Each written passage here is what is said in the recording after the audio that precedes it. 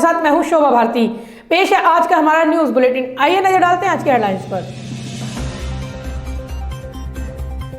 कृषि कानून के खिलाफ आंदोलन कर रहे किसानों और सरकार के बीच 5वें दौर की बातचीत। किसान नेताओं ने कहा कि कानून को वापस लेने और एमएसपी के अलावा दूसरे किसी मुद्दे पर नहीं होगी बात। दिल्ली यूपी गेट पर तीसरे दिन भी किसानों ने किया NH9 को ब्लॉक। किसान नेता वीएन सिंह बोले, मांगे पूरी होने तक नहीं हटेंगे। ट्रैक्टर के साथ सरकार से बातचीत के लिए जाने पर अड़े राकेश टिकैत, नहीं मिली इजाजत तो भड़के किसान। और मेरठ सहारनपुर स्नातक सीट पर भाजपा के दिनेश गोयल की जीत पक्की। दूसरे वरीयता के वोटों की गिनती जारी, अंतर इतना ज्यादा कि भाजपा की जीत सुनिश्चित। कृषि कानून के खिलाफ आंदोलन कर रहे किसान संगठनों के नेताओं और सरकार के बीच 5वें दौर की बातचीत शनिवार को हुई। बातचीत देर शाम तक चली। बातचीत के लिए जाने से पहले किसान नेताओं ने कहा कि वे कृषि सुधार कानूनों को वापस लिए जाने और एमएसपी पर कानून बनाने से कम पर राजी नहीं होंगे। कृषि कानूनों के खिलाफ आंदोलन कर रहे किसान नेताओं और सरकार के बीच 5वें दौर की बैठक शनिवार को आयोजित की गई। दोपहर 2 बजे शुरू हुई बातचीत का सिलसिला देर शाम तक जारी रहा। सरकार से बातचीत के लिए जाने से पहले किसान नेताओं ने कहा कि वे कृषि सुधार कानूनों को वापस लिए जाने और एमएसपी पर कानून बनाने से कम पर राजी नहीं होंगे। बैठक के दौरान किसान प्रतिनिधियों ने केंद्र सरकार से पिछली बैठक के बिंदुवार लिखित जवाब देने को कहा, जिसके लिए सरकार सहमत हो गई है। इस बीच ग्रेटर नोएडा के यमुना एक्सप्रेसवे पर पुलिस द्वारा प्रदर्शनकारी किसानों के एक समूह को हिरासत में लिया गया। वे दिल्ली की ओर आने के लिए बैरिकेड को तोड़ने का प्रयास कर रहे थे।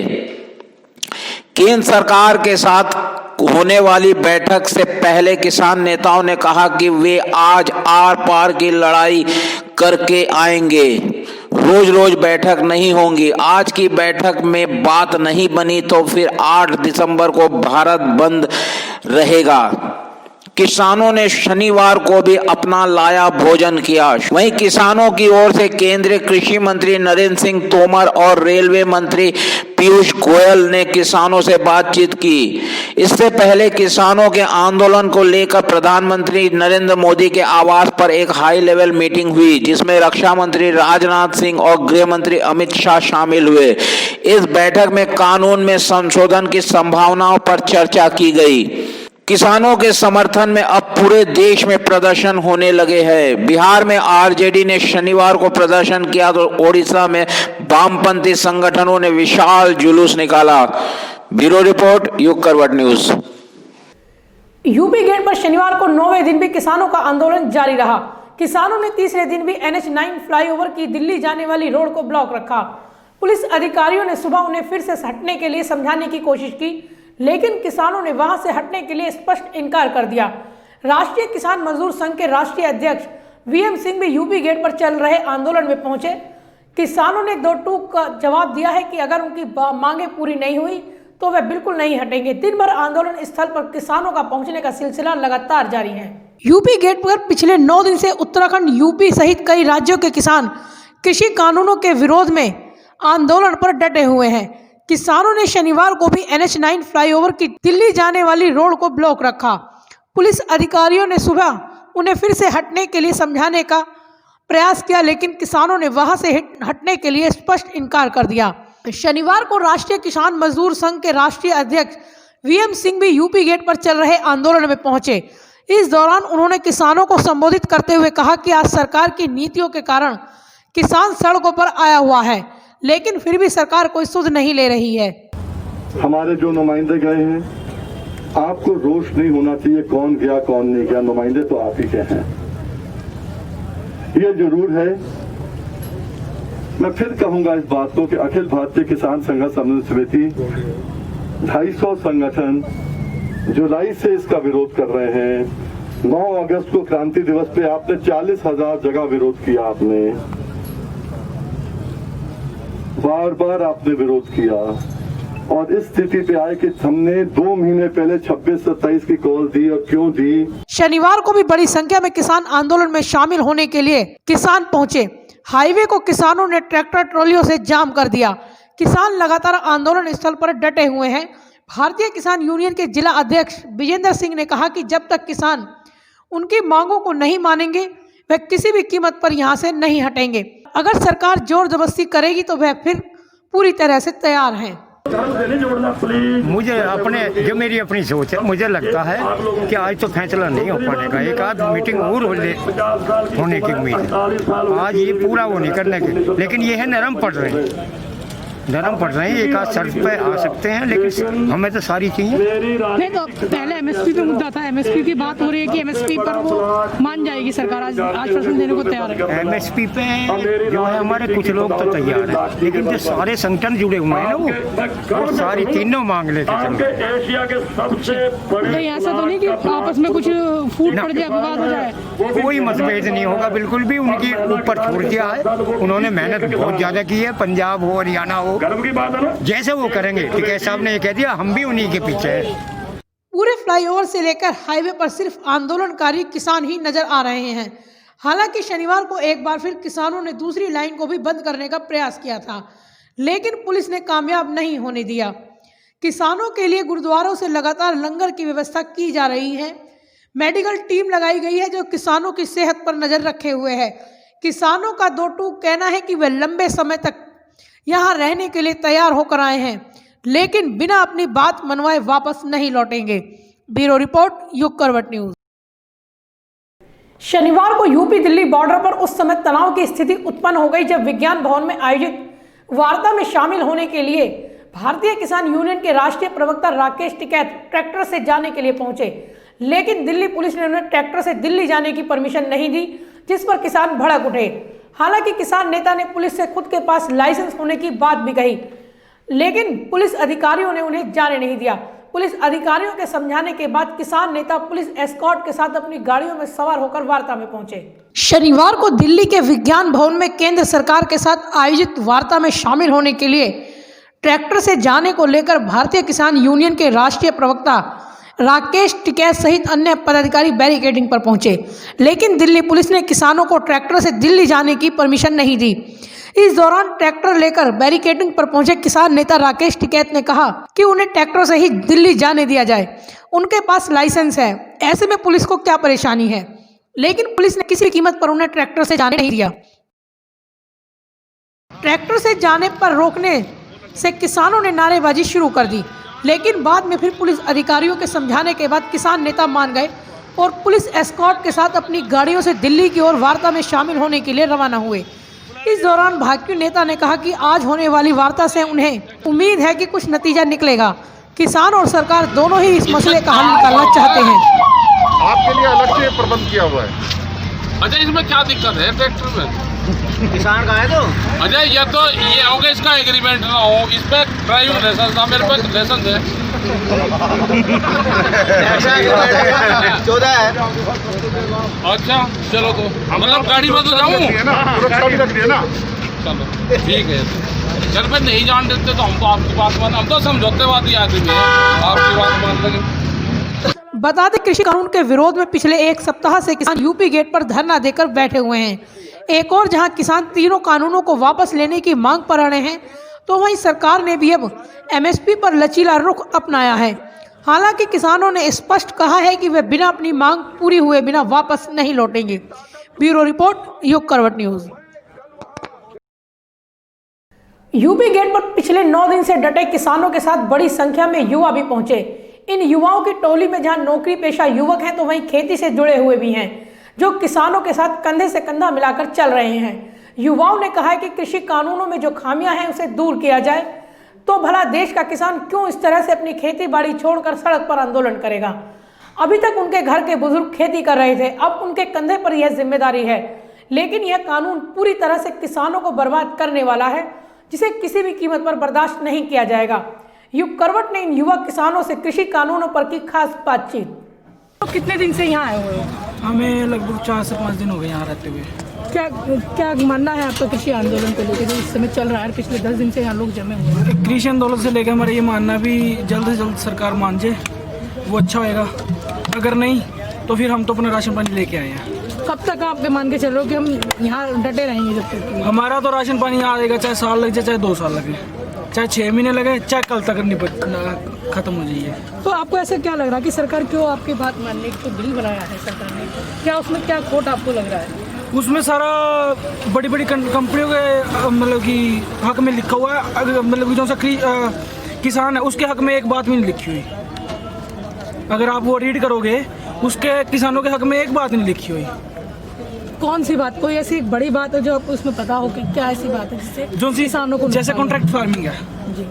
कॉन्ट्रैक्ट फार्मिंग में जो सा है उन्होंने जो सा रूल लिखा हुआ है, वो रूल ये है अभी अगर जो सी बड़ी कंपनी हमारे साथ कॉन्ट्रैक्ट करती है वो कैंसिल कर सकती है हमारा कॉन्ट्रैक्ट, पर हम नहीं कैंसिल कर सकते वो कॉन्ट्रैक्ट, क्योंकि अगर उनको रेट कहीं बाहर से अच्छा मिलता है वो हमारा कॉन्ट्रैक्ट कैंसिल कर सकते हैं। अगर हमें परचेज में कोई बढ़िया मिल रहा है पर हम बाहर सेल नहीं कर सकते, हम उनको ही सेल करना पड़ेगा, हमारे अगेंस्ट को केस कर सकते हैं। और दूसरा करा इन्होंने स्टोरेज सिस्टम आजकल ये है अभी चाहे 100 एकड़ का चाहे 200 एकड़ का, किसी के पास स्टोरेज के लिए कोई सिस्टम नहीं है जी। ये सिर्फ है बड़ी बड़ी कंपनियों के पास, और जो कि पहले से पंजाब में भी खोला हुआ उन्होंने अपने स्टोरेज बहुत बड़े बड़े प्लांट लगाए हुए उन्होंने। और ये क्या करेंगे, आज हमारे से 5 रुपये एक्सपोज कर चलो कोई भी चीज़ है, आज हमारे से 5 रुपये लेते हैं, बाद में उसकी सप्लाई बंद कर देंगे, वो बाद में हमें 500 रुपये में देंगे, किसान मर गया फिर।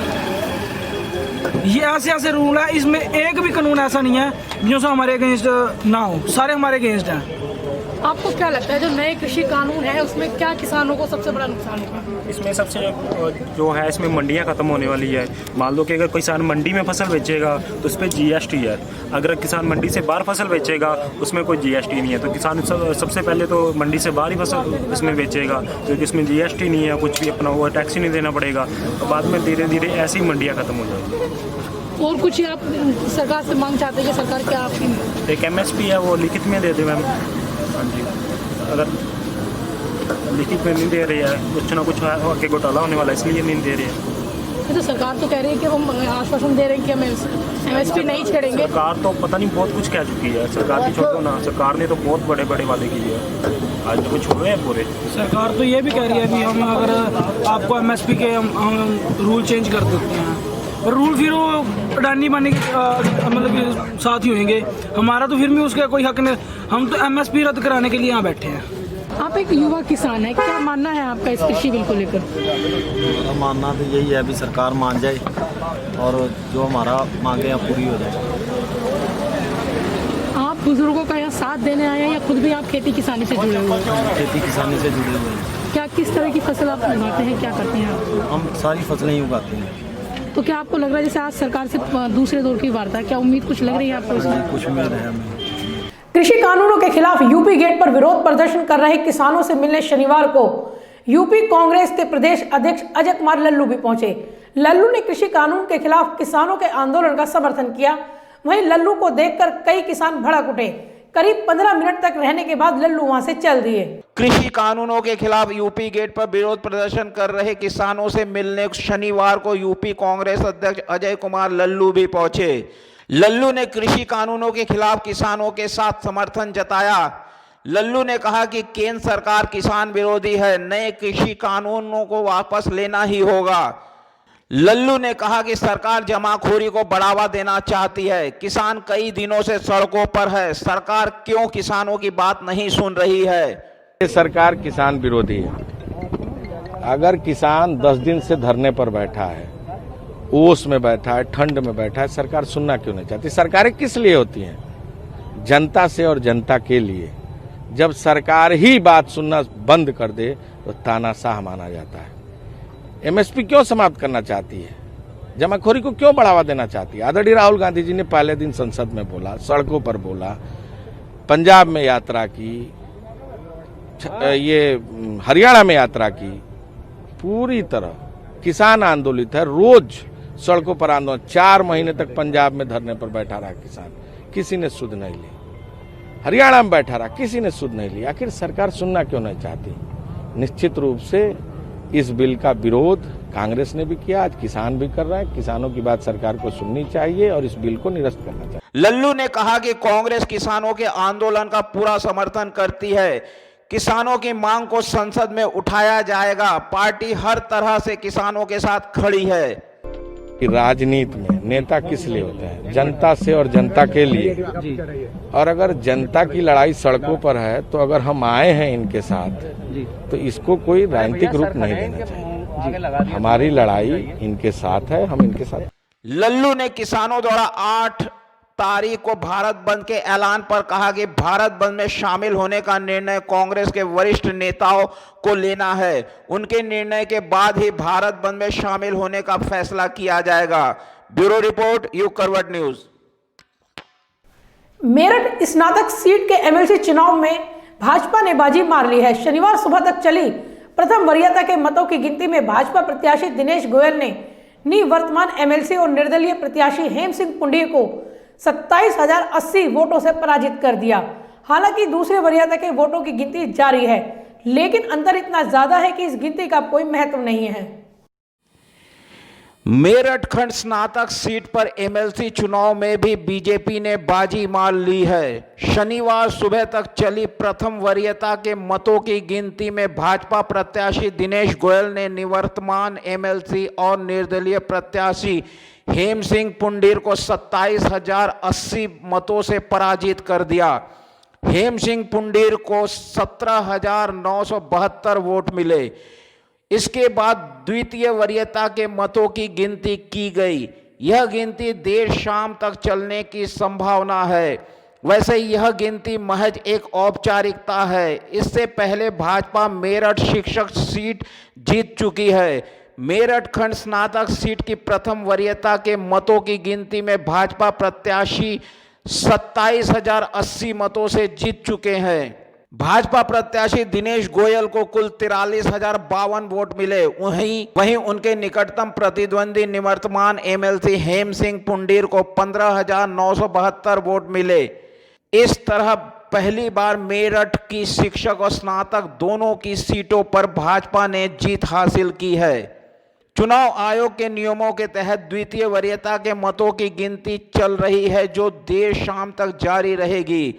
प्रथम वरीयता के मतों की गिनती का काम पूरा होते ही भाजपाइयों में खुशी की लहर दौड़ गई है। वहीं प्रथम वरीयता के नतीजे आने के बाद दिनेश गोयल का कहना है कि चुनाव में जीत हासिल करने के बाद उनकी प्राथमिकता स्नातक बेरोजगारों को आत्मनिर्भर बनाने की होगी। बेरोजगारों को लेकर उनका यही प्रयास होगा कि वह रोजगार लेने वाले नहीं बल्कि भविष्य में रोजगार देने वाले बने। ब्यूरो रिपोर्ट, युग करवट न्यूज। एमडीएच वाले महाशय धर्मपाल गुलाटी के निधन के बाद सोशल मीडिया पर उनका एक वीडियो जबरदस्त वायरल हो रहा है। वीडियो में दिखाया गया है कि लोग जब गाना गा रहे थे तो धर्मपाल गुलाटी भी बेड पर पड़े पड़े ताली बजा रहे हैं। युग करवट ने इस वीडियो की सच्चाई जानने की कोशिश की तो पता चला कि यह वीडियो काफी पुराना है। यह वीडियो उनके मौत से कुछ समय पहले का नहीं है। जन्मी है जहाँ पे कला, अपना भारत वो भारत है जिसके पीछे संसार चला, संसार। एमडीएच वाले महाशय धर्मपाल गुलाटी के निधन के बाद सोशल मीडिया पर उनका एक वीडियो जबरदस्त वायरल हो रहा है। कोई उन्हें महान देशभक्त तो कोई प्रचंड हिंदूवादी बता रहे हैं। वीडियो में गुलाटी बेड पर लेटे हुए हैं, वहां खड़े कुछ लोग देशभक्ति के गीत गा रहे हैं। वीडियो में दिखाया गया है कि जब लोग गाना गा रहे हैं तो गुलाटी भी बेड पर पड़े पड़े ताली बजा रहे हैं और खुशी जता रहे हैं। इस वीडियो को कई बड़ी हस्तियों ने शेयर किया। यह वीडियो शेयर करते हुए दावा किया गया कि यह धर्मपाल गुलाटी के आखिरी दिनों का वीडियो है। वीडियो में बेड पर लेटे धर्मपाल गुलाटी को दोनों तरफ से 3 लोग घेरे हुए हैं। लाल टी शर्ट में एक व्यक्ति बड़े ही सुरीले अंदाज में गाना गा रहा है। धर्मपाल गुलाटी लेटे लेटे तालियां बजा रहे हैं, बीच बीच में भाव विभोर होते दिखते हैं और हाथों से इशारा कर अपने भाव जाहिर करते हैं। जब इस वीडियो की हकीकत जानी गई तो पता चला कि यह वीडियो काफी पुराना है। एमडीएच की ओर से इस वीडियो के बारे में बताया गया कि ये वीडियो तो सही है, लेकिन इसकी टाइमिंग को लेकर सोशल मीडिया पर गलत दावे किए जा रहे हैं। वीडियो बहुत पहले का है, न कि धर्मपाल गुलाटी के आखिरी दिनों का है जैसा कि दावा किया जा रहा है। धर्मपाल गुलाटी के पक्के देश प्रेमी होने का दावा तो खारिज नहीं किया जा सकता है, लेकिन यह वीडियो ताजा नहीं है, थोड़ा पुराना है।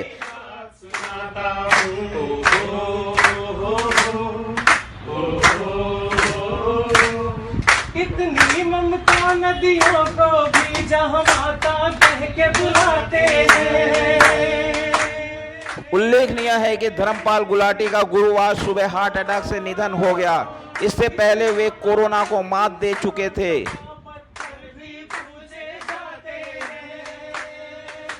ब्यूरो रिपोर्ट, युग करवट न्यूज।